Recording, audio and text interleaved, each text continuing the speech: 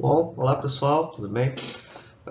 Eu sou Fernando Cardoso, engenheiro de Minas e doutor, formado pela Universidade Federal do Rio Grande do Sul, atualmente pesquisador de pós-doutorado junto ao LAPRON URGS e grupo de trabalho MathMind, o qual está baseando essa série, a série de vídeos que estou me dedicando, que visa abordar tópicos sobre mineração, principalmente mineração subterrânea, no intuito de dar base para a elaboração de projetos conceituais em mídia. Bom, o tópico de hoje então será Longwall, o método de lavra de Longwall, né, ou frentes amplas ou largas em uma tradução, né, estado da arte e planejamento, ou seja, uma abordagem introdutória. O objetivo, então, será lançar luz, né, acerca do método de lavra longwall, pouco típico, né, da mineração brasileira, só com um histórico de aplicação, né, mas muito importante em termos mundiais, principalmente de mineração de não metálicos e dentro destes, principalmente de mineração de carvão. Tá? E descrever algumas condições básicas para a aplicação do método. Bom, o método então, ele é um método pouco conhecido, né, no Brasil, né, para mineração. Ele não tem muitas referências em língua portuguesa, apenas uma aplicação foi efetiva no Brasil, né? E existe algum potencial para as jazidas de carvão brasileiras, né, para a aplicação desse método. Né? E é uma alternativa frente à baixa recuperação do método de câmaras e pilares, já utilizado historicamente no Rio Grande do Sul e ainda hoje, né, utilizado no estado de Santa Catarina e até mesmo no Paraná, né, sendo que o Sul são os únicos estados que produzem, né, mineram carvão atualmente no Brasil. Né, Santa Catarina.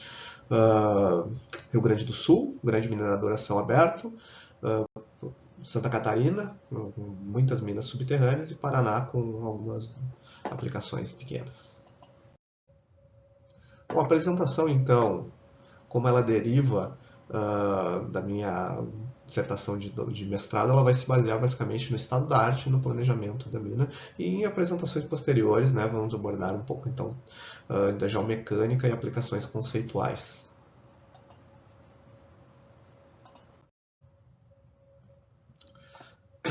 Bom, o método de lavra inicialmente foi desenvolvido para lavra subterrânea de carvão, né? Embora existam aplicações para rochas duras, né? para minas metalíferas e principalmente para minas de outros minerais não metálicos, como fertilizantes. Tá? Lembrando, né, que a aplicação do longwall ela requer grandes depósitos, a possibilidade da ocorrência de caving, depois nas figuras vai ficar um pouco mais ilustrativo, mas principalmente grandes depósitos e jazidas ou horizontais ou muito com poucas variações de inclinação, ou seja, praticamente horizontais. Né? Atualmente é compatível com altas produções, né, na casa dos milhares de toneladas, possui um alto nível de mecanização e uma grande taxa de produção por trabalhador, por ser uma operação muito mecanizada, né, onde um só equipamento é responsável por toda a frente de operação de mais de 400, por vezes por mais de 400 metros. Né.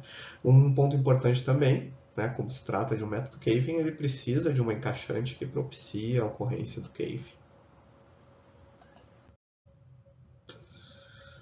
O método, então, ele surgiu na Europa, né, datado do final do século XVII, e ele é uma evolução natural ao método câmaras e pilares, né, como é natural, né, nos pilares a gente acaba deixando o material e tendo a possibilidade de se trabalhar sem isso, né, vamos dizer assim, assumindo o colapso da mina, naturalmente sendo de interesse, ao se recuperar esses pilares, né, a gente vai deixar um espaço vazio, que é o que objetiva o método de Longwall. Ele teria origem, então, nas proximidades, perdão, e a pronúncia, né, de Shorefit, na Inglaterra, né, uma cidade inglesa, sendo lembrando que os ingleses foram por muito tempo grandes mineradores de carvão.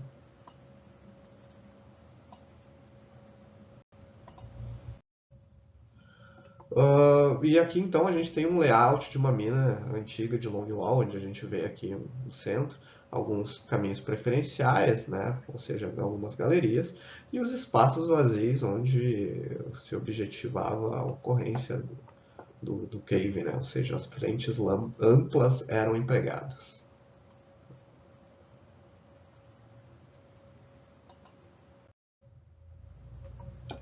Bom, aqui então também temos uma foto antiga de uma mineração de longwall, onde a mecanização era baixa, né? Ou praticamente inexistente. A maior mecanização era o uso de vagonetas, que às vezes, por vezes, eram puxadas por animais, né?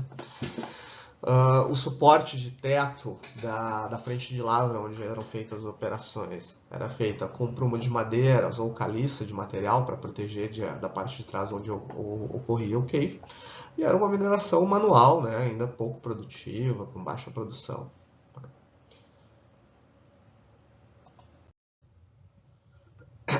Bom, desde os primórdios do método foram identificadas algumas vantagens, né? A abertura da mina com menor despesa de capital, né? A remuneração em um menor tempo possível, porque assim que a frente estava ampla, ela já começava a produzir grandes produções, né? Um maior rendimento da área, ou seja, a gente não está deixando pilares, né? Que é um dos grandes problemas do método de câmaras e pilares é a gente estar deixando um pilar de minério em subsolo, ou seja, aquele pilar ele tem um valor agregado, porque ele é basicamente minério, né? Então, a gente não deixando pilares, a gente acaba tendo maior retorno. A ventilação no método ela seria mais facilitada, né? Porque a ventilação se dá principalmente pelas galerias onde não há minério, e são galerias fixas, né, já desenvolvidas, em comparação ao método câmaras e pilares, onde o desenvolvimento é constante, acompanha a frente de lavra. Os trabalhadores são, além de serem em menor número, ficam agrupados e não diretamente frente à lavra, né? Assim facilitando também a parte operacional, supervisão. Bom, a aplicação no Brasil, então, ela se deu basicamente em Minas do Leão, né? Sendo que aqui tem um mapa onde tem todos os depósitos aqui sul-brasileiros, de Santa Catarina para baixo, né? Sendo que o Rio Grande do Sul sempre foi um dos principais, possuía as principais jazidas de carvão do Brasil, e se identificou que havia possibilidade de aplicação de uma frente de longwall, né? Sendo que já se operava pelo método de câmaras e pilares. Ou seja, câmaras e pilares, o método já era existente, e existia um cenário técnico e até mesmo político propício para a aplicação do longwall. Sendo que as frentes aplicadas então seriam frentes um pouquinho menores, né? Lembrando que hoje uma frente longwall é de 200 a 400 metros, ou sendo até maior, né? Sendo que o conjunto pode ser flexível. O que era uma frente, podemos dizer assim, pequena, né? Porque quando tu tem uma medida ideal, a partir de uns 100, 200 metros, a frente, quanto maior, ela melhor propiciou a ocorrência do cave, né? E a ocorrência do caving num método caving, né? Ou seja, da fragmentação, ela é ideada, né? Ela é esperada, pois há um grande risco de um colapso generalizado devido ao acúmulo de tensões se não ocorrer o cave. Lembrando que a fragmentação, o abatimento, né, a ocorrência da fragmentação natural da rocha, ela é em si um alívio de tensões, né? Então, se não ocorre o caving, a gente tem o grande risco de ter um grande acúmulo de tensão e ter uma ruptura brusca, né? É importante observar que aqui, né, na aplicação brasileira, o equipamento utilizado era do tipo choque, né, que já é um equipamento em desuso.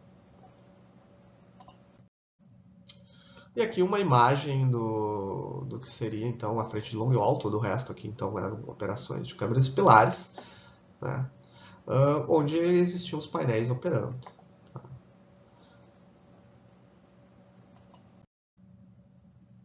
Bom, Essa operação, então, ela durou praticamente 5 anos e acabou sendo paralisada por dificuldades técnicas, né? Principalmente a falta de suprimentos, né, e insumos, sendo que os equipamentos eram importados, então tu tinha que ter mangueira, tinha que ter peças de reposição. Tá? E também uma mecanização ainda pouco desenvolvida, né, que eram utilizados os macacos choque ao invés do shield. Tá, é importante destacar também que esses equipamentos eram os responsáveis por fazer a proteção da frente de lavra, né? Como eu comentei antes, então na mineração mais arcaica, original, era feita essa proteção com madeira e caliça, né, rochas, então, e já mais atualmente, embora essa operação é dos anos 70, ela era feita com macacos hidráulicos, né, para a proteção da frente de lavra e dos equipamentos. Bom, vamos então ao tópico sobre o planejamento de minas de longwall. Tá? Então, pessoal, esse aqui seria o layout base de uma mina básica de longwall, tá? Onde a mina longwall basicamente estaria sendo desenvolvido em recuo, tá? Sendo que ele pode ocorrer em avanço, mas é um pouquinho mais complexo, né? Tem outras desvantagens, né? Então, por que em recuo? Porque, primeiramente, o primeiro passo é o desenvolvimento, né, das galerias principais, né? Do acesso principal, do eixo principal, e depois, então, das galerias auxiliares, né? E a preparação de todo um painel que vai sendo feito a mineração aqui, né? E atrás dela vai ocorrendo a subsidência, né? Vai ocorrendo o cave. Então, se desenvolve, se tem todo esse desenvolvimento para depois a instalação da frente de longwall, o avanço da mineração, ocorre o abatimento aqui, sendo que são previstos, então, né, pilares barreiras para isolar e preservar os eixos principais da mina.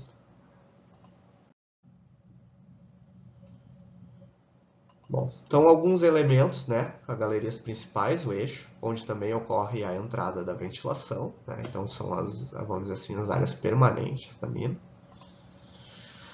As galerias de desenvolvimento, então, são divididas em headgate e tailgate, né, onde ocorre tanto o transporte de minério como o acesso de pessoal e equipamento. Né. Os tailgates, né, sendo que eles vão alternando de posição à medida que a gente vai avançando. As saídas de ventilação e um poço de ventilação, sendo que é feito, então, aí a típica ventilação de uma mina subterrânea, onde a gente tem um poço, onde pode ter um exaustor, uma outra entrada, então a entrada de ar é direcionada pelas galerias e sobe pelo posto de elevação. É comum, né, em minas de longwall, a instalação de vários sistemas de poços, né, de ventilação, mais de um, né. Lembrando que normalmente essas frentes de lavra aqui podem ter até 400 metros. Aqui então uma vista, né, em perfil que permite entender mais aqui as galerias de desenvolvimento, o avanço da lavra, né, sendo que o equipamento aqui, a cortadeira, em tradução, mas seria shearer, né, é um equipamento sob trilho que faz o corte mecânico do material, sendo protegido pelos shields, né, que na tradução seria escudo, e fazem justamente essa posição de escudo, né. E à medida que ele vai avançando, né, ele vai minerando assim, em cortes, vai ocorrendo o colapso atrás, né, do material.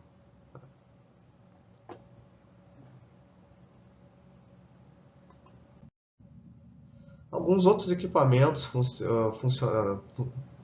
né, utilizados para o desenvolvimento, então, podem ser o miner bolt ou minerador contínuo, né, aí utilizados para desenvolvimento das galerias principais e de desenvolvimento, que são aquelas galerias onde a execução dela se aproxima muito do método de câmaras e pilares, onde são deixados pilares de minério. Né. Schutelkar, que também é utilizado daí para o carregamento do material desmontado, né? Se lembrando que ele é um equipamento que é complementar a um minerador contínuo ou miner bolt. O minerador contínuo ele faz o desmonte do material, que depois é carregado por um shuttle car ou para carregar LHD ou para uma correia transportadora. Um ponto muito importante que assim como o método de câmaras pilares, né? O método de long haul, por ser ter uma alta produção, ele também ocorre o transporte de minério, né? O transporte do carvão desmontado por correias transportadoras. E também um outro equipamento muito importante, né? O roof bolter, né? Ou parafusadeira de tetos, né? Ou seja, lembrando que também, assim como câmaras pilares, né, as galerias de desenvolvimento e galerias principais é feito o desenvolvimento dessas e é feito o escoramento, ou seja, a aplicação de parafusos de teto e até mesmo tirantes. Aqui então mais uma foto aqui de um equipamento, né? Um shield fazendo o corte, né? Sendo que todo o minério então é posteriormente levado lá pela correia transportadora. E mais informações sobre o método de Longwall, né? Fica então a referência à minha dissertação de mestrado, que foi inteiramente sobre o desenvolvimento de mineração de Longwall. Tá? Já disponível no repositório da URIX. Bom, obrigado então por enquanto. E algumas referências aqui utilizadas na apresentação e também para o trabalho.